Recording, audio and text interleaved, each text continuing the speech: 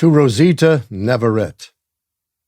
A recruiter's job is a challenge to maintain, searching for the best of the best to train. The pressure to find great minds to fill the hall, it's a job that's often thankless and a toll. Time to sift through applications, searching for the right, finding the future leaders in a single night. A recruiter's work is never done. It's true, but their job is one of the most important due. Full of passion and drive, they never quit, always working hard to make sure it fits. For all the hard work they do, this poem is for you. A recruiter's dedication is what makes it through. You bring the best of the best to our college home. For that, we are eternally grateful, we know. The future of our college, it's you who have shown.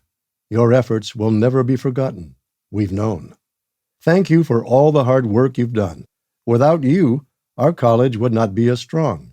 Your efforts and dedication, they can never be undone. For this we thank you, our college recruiter, our champion.